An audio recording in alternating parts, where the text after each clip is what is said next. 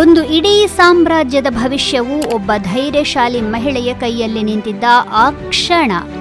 ಝಾನ್ಸಿ ರಾಣಿ ಲಕ್ಷ್ಮೀಬಾಯಿಯನ್ನು ರಕ್ಷಿಸಲು ತನ್ನ ಪ್ರಾಣವನ್ನೇ ಪಣಕ್ಕಿಟ್ಟು ಹೋರಾಡಿದರು ಆ ವೀರವನಿತೆ. ಬ್ರಿಟಿಷ್ ಸಾಮ್ರಾಜ್ಯವನ್ನೇ ಮರುಳು ಮಾಡಿದ್ದ ಝಾನ್ಸಿಯ ಇನ್ನೊಬ್ಬ ವೀರಾಂಗನೆ.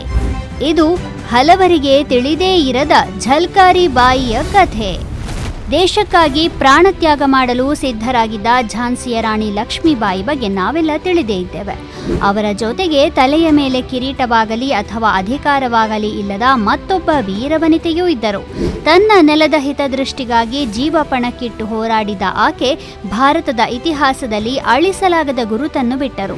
ಅವರೇ ಝಾನ್ಸಿಯ ರಾಣಿಯ ನೆರಳಾಗಿ ಬ್ರಿಟಿಷರ ವಿರುದ್ಧ ಹೋರಾಡಿದ ಧೈರ್ಯಶಾಲಿ ಮಹಿಳೆ ಝಲ್ಕಾರಿ ಬಾಯಿ. ಝಲ್ಕಾರಿ ಬಾಯಿ 1830 ನವೆಂಬರ್ 22ರಂದು ಈಗ ಝಾನ್ಸಿ ಬಳಿ ಇರುವ ಬುಂದೇಲ್ಖಂಡದ ಫೈಸಲ್ಪುರ ಗ್ರಾಮದಲ್ಲಿ ಬಡ ಕುಟುಂಬದಲ್ಲಿ ಜನಿಸಿದರು. ಬಾಲ್ಯದಿಂದಲೂ ಧೈರ್ಯಶಾಲಿಯಾಗಿದ್ದ ಝಲ್ಕಾರಿ ಬಾಯಿ ದೃಢ ನಿಶ್ಚಯ ಹೊಂದಿದ್ದರು. ಒಮ್ಮೆ ಅವರು ಕಾಡಿನಲ್ಲಿ ಒಂಟಿಯಾಗಿ ಹುಲಿಯನ್ನು ಎದುರಿಸಿ ಕೊಂದರು ಎಂದು ಹೇಳಲಾಗುತ್ತದೆ. ಝಲ್ಕಾರಿ ಬಾಯಿಯವರ ತಾಯಿ ಅವರು ಚಿಕ್ಕವರಿದ್ದಾಗಲೇ ನಿಧನರಾದರು. ಅವರ ತಂದೆ ಅವರನ್ನು ಮಗನಂತೆಯೇ ಬೆಳೆಸಿದರು ಮತ್ತು ಕುದುರೆ ಸವಾರಿ, ಬಿಲ್ಲುಗಾರಿಕೆ ಮತ್ತು ಕತ್ತಿವರಸೆಯಂತಹ ಸಮರ ಕೌಶಲ್ಯಗಳನ್ನು ಅವರಿಗೆ ಕಲಿಸಿದರು. ಆಕೆಯ ಧೈರ್ಯದಿಂದ ಪ್ರಭಾವಿತರಾದ ಗ್ರಾಮಸ್ಥರು ಅವರನ್ನು ಝಾನ್ಸಿ ಸೈನ್ಯದಲ್ಲಿ ಯೋಧನಾಗಿದ್ದ ಪೂರನ್ ಕೋರಿ ಎಂಬಾತನಿಗೆ ವಿವಾಹ ಮಾಡಿಸಿದರು.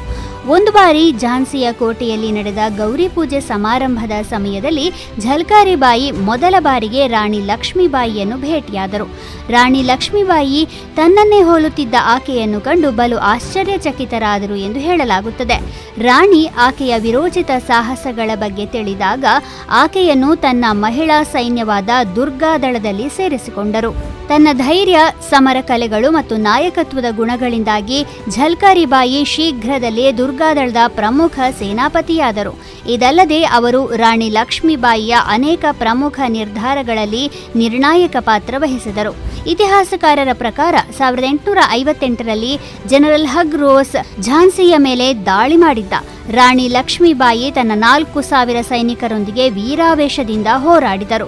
ಆ ಸಂದರ್ಭದಲ್ಲಿ ಝಾನ್ಸಿ ರಾಣಿ ಪೇಶ್ವೆಗಳ ಸಹಾಯ ಬಯಸಿದ್ದರು.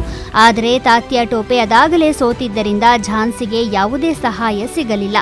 ಅನೇಕ ಯೋಧರು ರಾಣಿಗೆ ನಿಷ್ಠರಾಗಿ ಉಳಿದರಾದರೂ ಕೆಲವರು ಬ್ರಿಟಿಷರೊಂದಿಗೆ ಸೇರುವ ಮೂಲಕ ಅವರಿಗೆ ದ್ರೋಹ ಮಾಡಿದರು ಮತ್ತು ಕೋಟೆಯ ಬಾಗಿಲನ್ನು ತೆರೆದು ಬ್ರಿಟಿಷರಿಗೆ ಸಹಾಯ ಮಾಡಿದರು. ಝಾನ್ಸಿ ಕೋಟೆಯ ಸ್ವಾತಂತ್ರ್ಯವನ್ನು ಕಾಪಾಡಿಕೊಳ್ಳುವುದು ಅಗತ್ಯವಾಗಿತ್ತು. ಏತನ್ಮಧ್ಯೆ ಝಲ್ಕಾರಿ ಬಾಯಿ ಒಂದು ಅದ್ಭುತ ತಂತ್ರವನ್ನು ಅಳವಡಿಸಿಕೊಂಡರು. ಅವರು ಕೋಟೆಗೆ ರಾಣಿ ಲಕ್ಷ್ಮೀಬಾಯಿಯ ಬಟ್ಟೆಗಳನ್ನು ಧರಿಸಿ ಅವರಂತೆಯೇ ವೇಷ ಧರಿಸಿ ಹೊರಡಲು ನಿರ್ಧರಿಸಿದರು ಮತ್ತು ರಾಣಿ ಸುರಕ್ಷಿತವಾಗಿ ತಪ್ಪಿಸಿಕೊಳ್ಳಲು ಅನುವು ಮಾಡಿಕೊಟ್ಟರು. ಝಾನ್ಸಿ ರಾಣಿಯ ಹೋಲಿಕೆ ಇದ್ದ ಕಾರಣ ಬ್ರಿಟಿಷರು ಝಲ್ಕಾರಿ ಬಾಯಿಯವರನ್ನು ಝಾನ್ಸಿ ರಾಣಿಯೇ ಎಂದು ಭಾವಿಸಿ ಅವರನ್ನು ಸೆರೆ ಹಿಡಿಯಲು ತಮ್ಮ ಎಲ್ಲಾ ಪ್ರಯತ್ನಗಳನ್ನು ಮಾಡಿದರು.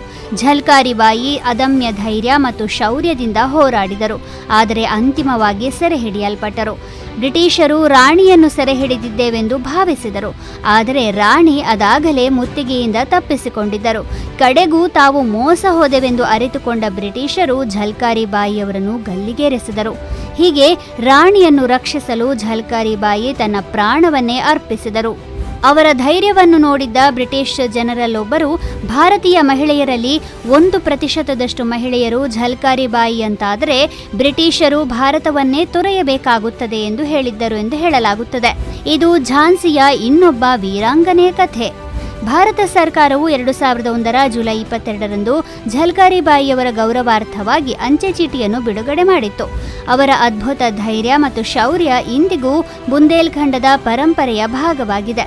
ಭಾರತದ ಸ್ವಾತಂತ್ರ್ಯದ ಕನಸನ್ನು ನನಸಾಗಿಸಲು ಸರ್ವಸ್ವವನ್ನು ತ್ಯಾಗ ಮಾಡಿದ ಧೈರ್ಯಶಾಲಿ ಮಹಿಳೆ ಝಲ್ಕಾರಿ ಬಾಯಿ ಎಂದೆಂದಿಗೂ ಅಜರಾಮರ.